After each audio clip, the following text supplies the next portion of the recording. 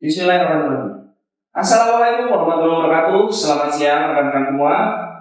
Hari ini bukan hari yang sejarah, hari ini adalah podcast perdana kantor wilayah Direktur Jenderal Imigrasi Kalimantan Selatan. Perkenalkan, nama saya Ali Santo sebagai pembicara di sini. Dan hari ini kita punya tamu yang sangat istimewa yang sangat menguasai tentang hal-hal imigrasian, terutama di wilayah Kalimantan. Siapa lagi kalau bukan kepala kantor wilayah kita, Bapak Ian Meldiguna. Ya, makasih Mas Ria. Siap. Saya secara pribadi mengucapkan terima kasih pada Pak Alia yang telah memfasilitasi kegiatan podcast pada hari ini. Mungkin hari ini kita bisa menjawab hal-hal mengenai keimigrasian, khususnya keimigrasian yang ada di Kalimantan Selatan.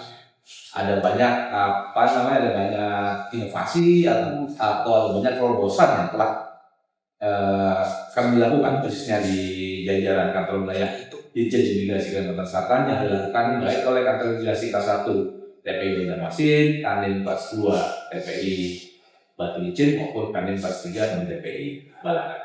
Siap. Jadi ini secara overview Pak ya, kita bahas lagi bahwa wilayah kerja kantor wilayah Direktur Jenderal Imigrasi Kalimantan Selatan ini terbagi 3 kantor imigrasi kelas 1. Ada 3 kantor imigrasi Pak. Jadi kantor imigrasi kelas 1 TPI Banjarmasin, kantor imigrasi kelas 2 TPI Batu Licin, dan kantor imigrasi kelas 3 non TPI Balangan Pak ya, yang baru aja. Baru awal tahun ini ditetapkan sebagai kantor imigrasi yang berarti merupakan satker sendiri dan bisa melakukan atau mengelola rumah tangganya sendiri. Oh siap.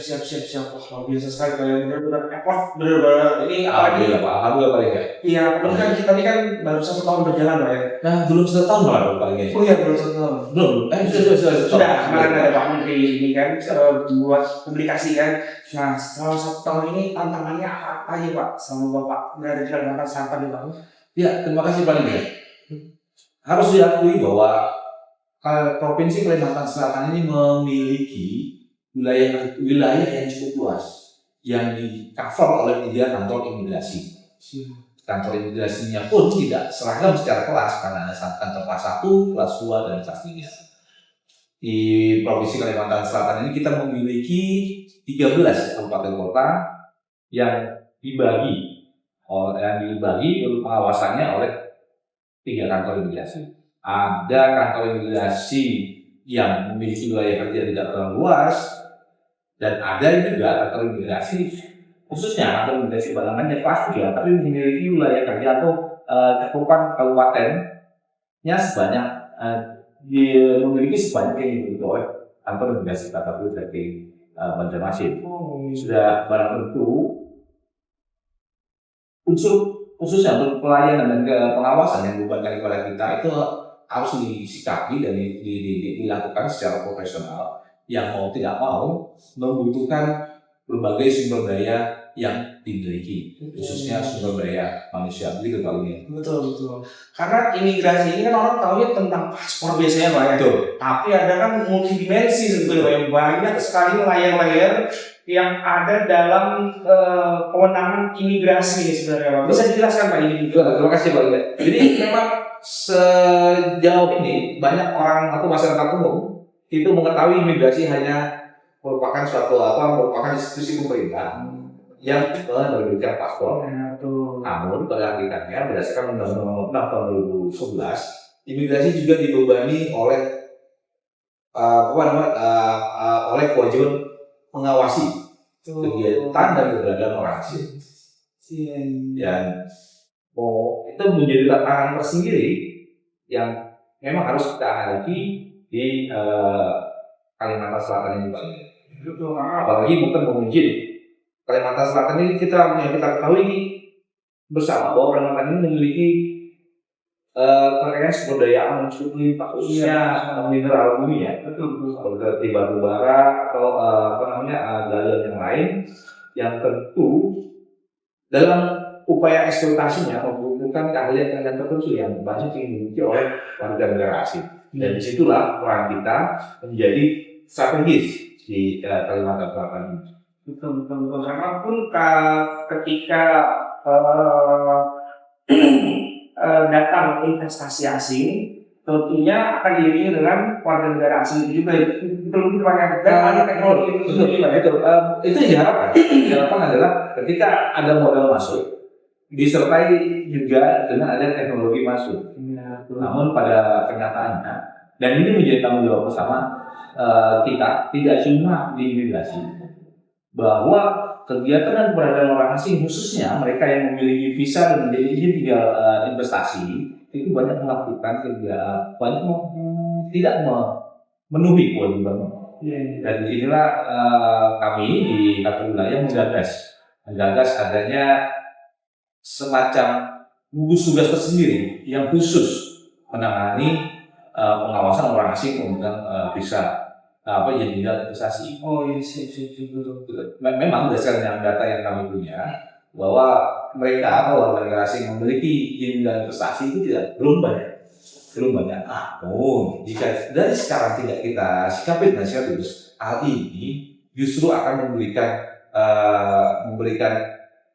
efek negatif atau hasil negatif terhadap kebijakan investasi yang digagas baik oleh pemerintahan Jokowi maupun oleh pemerintahan Prabowo saat ini, di mana diharapkan investasi menjadi pendorong utama ekonomi, khususnya dalam upaya mencapai target Indonesia Emas di 2040. Betul sekali, Pak. Berarti secara garis besar ini untuk warga negara asing yang berada di Kalimantan Selatan ini secara garis besar kalau bisa digambarkan seperti apa, Pak, untuk warga negara asing? Umumnya warga negara asing yang ada di Kalimantan Selatan ini mereka yang berhubungan dengan kegiatan eksploitasi tambangan. Namun kita juga berdasarkan data, kita juga memiliki warga negara asing yang memiliki izin tinggal investasi. Kantor imigrasi Kantor Imigrasi Banjarmasin, TPI-1 TPI Banjarmasin memiliki 10 warga negara asing pemegang izin tinggal investasi, dan 2 di kantor imigrasi kelas 2 TPI berizin, sedangkan di Balang belum tercatat. Tercatat, Pak, ya. Baik, bisa dijelaskan secara singkat saja, Pak, terkait dengan tim yang Bapak bentuk tadi kan, jadi terkait dengan pengawasan investasi, Pak, ya. Tentunya di investasi ini kan pengawasannya agak sedikit tricky, betul, Pak, ya. Betul, Pak, karena apa? Karena tidak semua data mengenai orang asing mengenai visa investasi itu kita miliki. Ketika mereka sudah melakukan kegiatan di sini. Pada saat mereka mengajukan visa, data kita mungkin sudah terkoneksi dengan BKPM sebagai institusi yang memberikan rekomendasi terhadap kelayakan dari orang asing tertentu. Namun ketika pada saat realisasi itu kita tidak memiliki, dan itu ada semacam lag atau semacam missing link. Yang ini harus kita hadapi, kita selesaikan, namun tetap harus melibatkan instansi lain. Instansi lain yang tentu yang ada pentingannya atau yang ada kapabilitas yang terhadap investasi meliputi BKPM, dan hal ini di tingkat provinsi, di daerah itu ada DPMPTSD, Dinas Pelayanan Dinas Pelayanan Modal dan Pelayanan Terpadu itu, lalu juga ada imigrasi, lalu ada kejaksaan jika nanti terbukti orang asing itu merugikan negara, karena kejaksaan dapat merupakan pengacara negara, dan juga kepolisian karena mereka memiliki bagian seksi tertentu yang bertugas dalam pengawasan orang asing, sehingga data-data intelijen yang mereka miliki itu akan bermanfaat jika semua institusi atau stakeholder ini duduk bersama dan mensikapi hal ini secara bersama guna kepentingan nasional. Jadi memang benar-benar multisektor, Betul. Sektor, dan kemudian selain dari instansi pemerintahan juga aparat penegak hukum dilibatkan seperti itu, Pak, ya. Karena kalau kita lihat investasi ini kan barangnya itu tidak terlihat, Pak, ya. Karena investasi ini kan barangnya tidak terlihat, kadang-kadang dia mendaftarkan sebagai investor asing, cuman perusahaannya entah di mana seperti itu. Betul, ya. Dan itu memerlukan pengawasan yang melibatkan banyak stakeholder.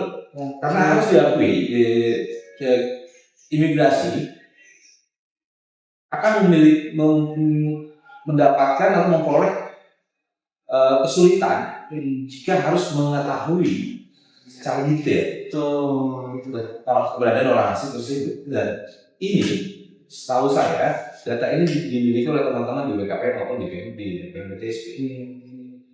Dan jika hal ini digabungkan, tentunya diharapkan ada hasil positif yang kita dapat.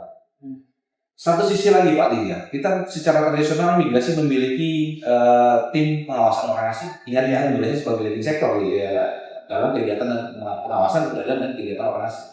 Namun harus diakui bahwa keberadaan tim PORA itu hanya terbatas pada pertukaran data, operasi bersama yang harus diakui memang tidak berbanding lurus hasilnya. Jika kita mencoba membandingkan dengan berapa kali jumlah tim PORA dilakukan oleh kantor imigrasi secara keseluruhan dan tindakan imigrasi maupun tindakan pro-justisia yang kita miliki beberapa tahun terakhir ini. Jadi dengan tim PORA pun sebenarnya ada limitasi gitu ya, ada keterbatasan. Karena tidak secara spesifik Pak, mengawasi kegiatan orang asing ini. Tim PORA hanya mengawasi adanya orang asing, kegiatannya apa, dan itu secara general. Belum menukik ke ini tertentu. Ditambah bahwa program investasi merupakan program nasional yang harus kita dukung. Jadi banyak tim PORA ini kulit-kulitnya aja, sedangkan nanti tim yang akan bapak bentuk ini itu akan kami harapkan fokus investasi agar investasinya benar-benar memberikan hasil. Setuju. Baik Pak, mungkin podcast kita sementara seperti itu aja. Mungkin kita akan lanjutkan di podcast berikutnya jika ada Terima kasih Pak Angga atas waktu dan kesempatan yang diberikan. Kami harapkan kegiatan seperti ini tidak harus dilakukan oleh saya, mungkin oleh pejabat kami yang lain, agar kebijakan-kebijakan imigrasi abus atau kemudahan-kemudahan imigrasi apa yang bisa diperoleh atau dimanfaatkan oleh masyarakat. Jadi bisa elaborasi lebih lanjut. Dan saya persilakan hal-hal seperti ini, kegiatan seperti ini secara rutin dilaksanakan. Terima kasih Pak Liga, terima kasih. Selamat sore teman-teman sekalian, begitu hasil podcast kita hari ini. Semoga dapat memberikan pencerahan. Salah kurang kita minta maaf. Wabillahi taufiq wal hidayah. Wassalamualaikum warahmatullahi wabarakatuh.